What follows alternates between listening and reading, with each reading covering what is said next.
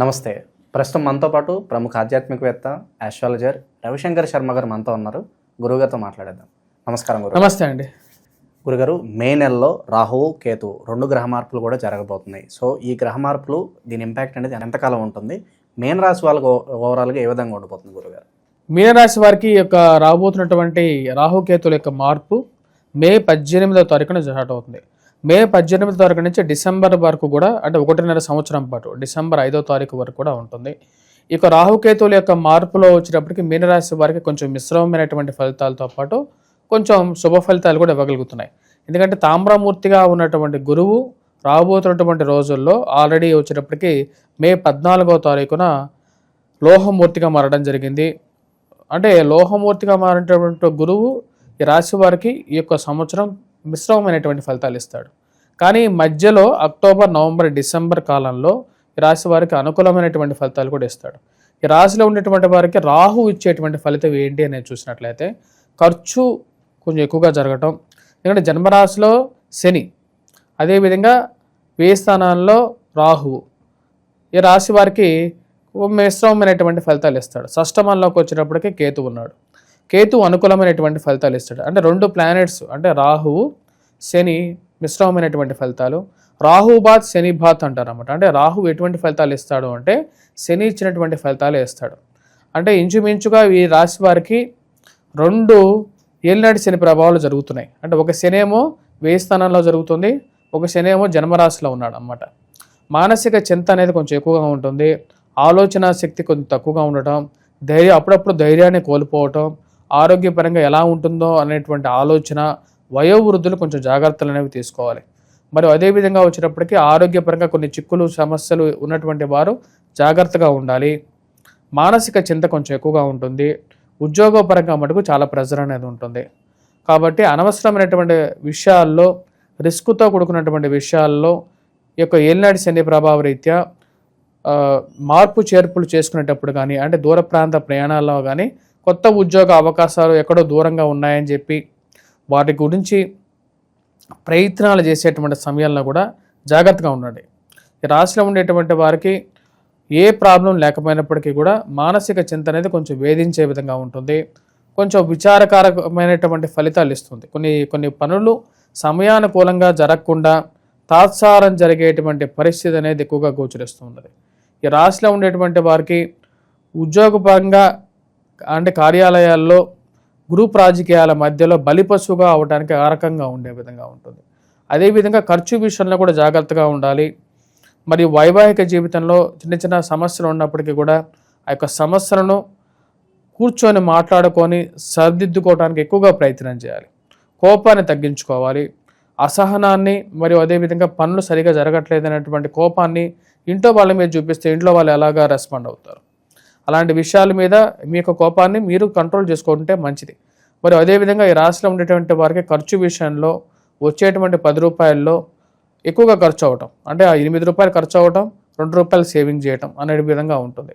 ఆ సేవింగ్ కూడా ఇంచుమించు లేనట్లుగా విధంగానే ఉంటుంది. ఏదో విషయంగా అధికంగా ఖర్చు అవ్వటం అనేది ఉంటుంది. కాకపోతే ఈ రాశిలో ఉండేటువంటి వారికి కొంచెం సుఖాన్ని ఇచ్చేటువంటి వార్తలు అక్టోబర్, నవంబర్, డిసెంబర్లోనూ కేతువు రీత్యా కూడా కొంచెం ఆరోగ్యపరంగా అనుకూలత, రికవరీ అనేది కొంచెం బెటర్గా ఉండటం, కొంచెం సుఖాన్ని ఇచ్చేటువంటి గ్రహం వచ్చేటప్పటికి కేతువు, మరియు అదేవిధంగా గురువు అక్టోబర్, నవంబర్, డిసెంబర్లో మంచి అనుకూలమైనటువంటి ఫలితాలు ఇస్తాడు.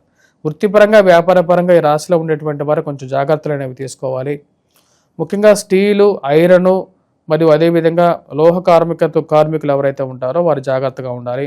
బంగారం వ్యాపారం చేసేటువంటి వారు కూడా ఇన్వెస్ట్మెంట్స్ ఏవైతే ఉన్నాయో భారీ ఇన్వెస్ట్మెంట్ చేసేటప్పుడు జాగ్రత్తగా ఉండాలి. ఈ రాశిలో ఉండేటువంటి వారు విలువైనటువంటి డాక్యుమెంట్స్, విలువైనటువంటి వస్తువులు, ఆభరణాలు పెట్టి మర్చిపోవడం అనేది యథాపరంగా ఉంటుందన్నమాట. మరియు అదేవిధంగా ఏదైనా ఒక విషయం చెప్తే మళ్ళీ దాని గురించి రిమెంబరెన్స్ చేసుకోవడానికి ఎక్కువగా తాపత్రయపడుతూ ఉంటూ ఉంటారు. ఈ యొక్క ప్రభావం అనేది కొన్నిసార్లు నెగిటివ్గా కూడా ఉంటుంది. రాశిలో ఉండేటువంటి వారు ముఖ్యంగా విద్యార్థులు కష్టపడి చదవాలి. గురువు యొక్క అనుకూలత తక్కువగా ఉంది. ఏలినాటి శని ప్రభావం ఉంది.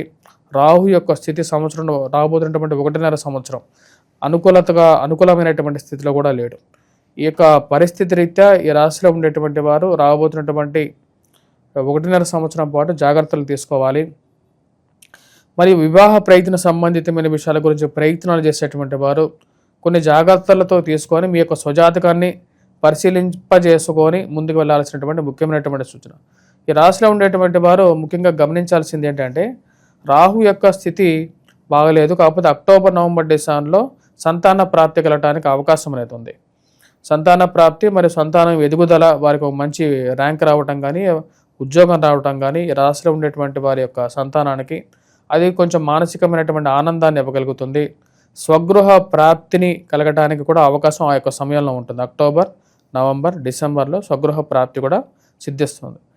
వ్యాపార పరంగా మనం గమనించినట్లయితే ఈ యొక్క పుస్తక షాపులు మరియు అదేవిధంగా స్కూల్ మేనేజ్మెంట్స్ వీరికి కూడా వచ్చేటప్పటికి అక్టోబర్, నవంబర్, డిసెంబర్లో కొంచెం సానుకూలమైనటువంటి ఫలితాలు పొందగలుగుతారు. ఈ రాశిలో ఉండేటువంటి వారు విద్యార్థులు కూడా అదే సమయంలో అనుకూలత అనేది ఎక్కువగా ఉంటుంది. ఇక విదేశీ ప్రయత్నాలు చేసుకోవచ్చు అంటారు గురుగారు? విదేశీ ప్రయత్నాలు కాదు, ఈ రాశిలో ఉండేటువంటి వారు కొంచెం జాగ్రత్తగా కూడా ఉండాలి ఈ యొక్క సంవత్సరం. ఎందుకంటే విదేశీ ప్రయత్నాల్లో అంటే ముఖ్యంగా ఏవైతే పడమర దిక్కు ప్రయాణ సంబంధితమైన వ్యవహారాల్లో కొంచెం అంత అనుకూలంగా అయితే లేదు, జాగ్రత్తగా ఉండాలి. మానసిక చింత వేధించే విధంగా ఉంటుంది. ఆల్రెడీ శని సంచారం ప్రభావం అనేది కొంచెం ఎక్కువగానే ఉంటుంది 2.5 సంవత్సరాల పాటు. ఇక కోర్టు సమస్యలు కావచ్చు, పోలీస్ స్టేషన్ చుట్టూ తరచూ తిరిగే వాళ్ళకి న్యాయం దొరుకుతుందంటారు ఈ సంవత్సరం? కోర్టు వ్యవహార సంబంధితమైన విషయాల్లో మానసిక చింతకు గురవుతాయి. ఖర్చు అవుతుంటుంది. సరైనటువంటి న్యాయం దొరుకుతుందా లేదా అనేటువంటి ఒక ఆలోచన అనేది ఉంటుంది. ఈ ఖర్చుకి ఒక ఫుల్ స్టాప్ పెట్టాలని చెప్పి అనుకున్నా సరే అది వెనక్కి వెళ్తే ఒక బాధ, ముందుకు వెళ్తే ఒక బాధ అన్నట్లుగా ఆలోచన ఎక్కువగా వేధిస్తూ ఉంటుంది. ఓకే. సో ఎవరైతే కనపడిన శత్రువులు కావచ్చు, లేకపోతే అనుకున్న వాళ్ళ ద్రోహం చేయడం, ఎలాంటి పరిస్థితులు ఏమైనా కనిపిస్తున్నాయి గురువు? ఈ రాశి వారికి ఈ సంవత్సరం ఉద్యోగపరంగా అదే విధంగా ఉంటుంది. ముందేమో హాయ్ బాయ్ అంటూ తిరిగేటువంటి వారు, భుజాల మీద చేతులు వేసుకొని తిరిగేటువంటి వారు గ్రూప్ రాజకీయాలు కడుతూ ఉంటారు. ముందేమో మీ విషయాలు స్వవిషయాలని తెలుసుకోవటం, దాని తర్వాత వెనక్కి వెళ్ళి ఉన్నవి లేనివన్నీ ఉన్నతాధికారులకి చేరవేయటం, బేడ ప్రాపగండ చేయటం, ఇదే పనిగా పెట్టుకుంటారు అన్నమాట. ఇది కొన్నిసార్లు ధైర్యాన్ని కోల్పోయేటువంటి పరిస్థితిని కలిగిస్తూ ఉంటుంది. ధైర్య సాహస లక్ష్యం ఏదైతే ఉంటుందో ఆ ధైర్యం మనం ముందుకు వెళ్తే మంచిదా లేదా అనేటువంటి తాత్సారం అనేది ఎక్కువగా ఉంటుంది. భయాందోళన కలిగించే విధంగా ఉంటుంది. ఈ రాశిలో ఉండేటువంటి వారు జనరల్గా రాహు కానీ శని మహర్దశ కానీ జరుగుతూ ఉంటుంది. ఈ రాశి వారికి వారి యొక్క స్వజాతకంలో కూడా ఇంచుమించు అదేవిధంగా బ్యాడ్ ప్లానెట్ దశాంతర్దశలు జరుగుతూ ఉంటాయి. కాబట్టి కొంచెం జాగ్రత్తగా పరిస్థితులకు అనుకూలంగా నిర్ణయాలు తీసుకోవాల్సినటువంటి ముఖ్యమైనటువంటి సూచన. సెల్ఫ్ డ్రైవింగ్ విషయంలో కూడా జాగ్రత్తగా ఉండాలి. ఇక రాహుకేతులకు ఇంకా అనుకూలత కోసం సంవత్సరంన్నర కూడా మీన రాశి వాళ్ళు ఎలాంటి రెమెడీస్ చేసుకోవాలి గురువు? ఈ రాశిలో ఉండేటువంటి వారు రాబోతున్నటువంటి 1.5 సంవత్సరం పాటు రాహు యొక్క అనుకూలతకి దుర్గాదేవిని ఎక్కువగా పూజించండి, దుర్గా అనుష్ఠానం చేసుకోండి, సుబ్రహ్మణ్యేశ్వర స్వామిని పూజించండి. సుబ్రహ్మణ్యేశ్వర స్వామికి పంచామృత అభిషేకం చేయించండి షష్ఠి పూట వీలైతే సుబ్రహ్మణ్య షష్ఠి కానీ లేకపోతే సుబ్రహ్మణ్య షష్ఠి ఉన్న రోజు అయితే మటుకు ఆ పంచామృత అభిషేకం చేయించి ఉపవాసం ఉండండి.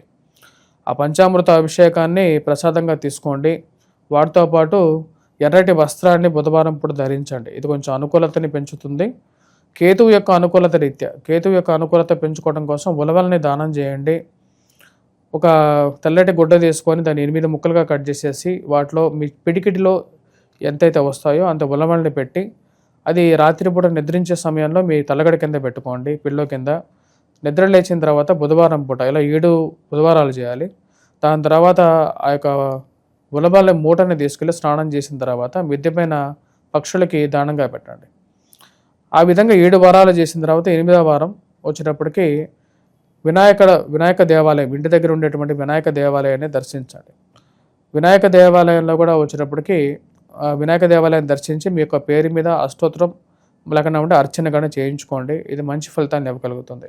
సో ఓవరాల్గా ఈ రాశి వాళ్ళందరూ కూడా సంవత్సరంన్నర ఎలా ఉండబోతుంది, ఎలాంటి రెమెడీస్ చేసుకోవాలి, చాలా బాగా వివరించారు గురుగారు. ధన్యవాదాలు.